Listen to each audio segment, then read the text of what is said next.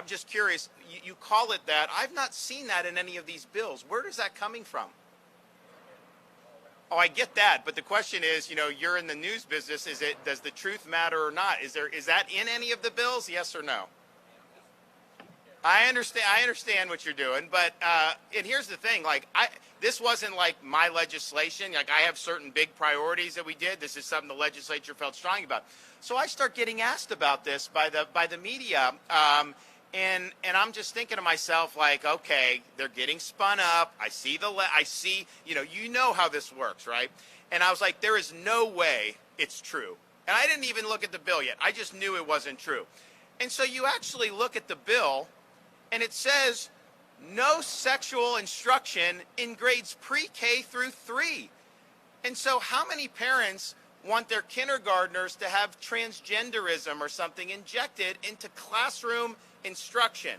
And so I think those are very young kids. I think the legislature is basically trying to give parents assurance that they're going to be able to go and this stuff's not going to be there. But there's nothing in the bill that says anything about you can't say or this say. It's basically saying for our youngest students, 4-year-olds, 5-year-olds, 6 years and 7, do you really want them to be being taught about sex? And this is any sexual stuff, but I think clearly right now we see a lot of focus on the transgenderism, telling kids that they may be able to pick genders and all that. I don't think parents want that for these young kids. And so I think that's what they were trying to do. Now, and I think that's justifiable. I think it's inappropriate to be injecting those matters like a transgenderism into a kindergarten classroom.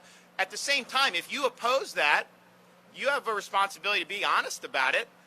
What about that specifically? Yeah, you can create a false narrative. You can stage a protest. You can do all those things, but you're not telling the truth about what's actually there. And again, I didn't have a dog in the fight because it wasn't my legislation. The legislature took the lead on it. But when I hear these things and then I look on the paper about what it is, and there's this massive gulf between what it actually says with respect to these very young kids versus what some of these protests in the Capitol or whatever are about, and I get it if you're intentionally just trying to create a political narrative and it's not true, but you still do it. That's unfortunately the world we live in. But I do feel that there's some people who haven't read it and who are actually accepting some of the narratives whole cloth. Be very, very careful.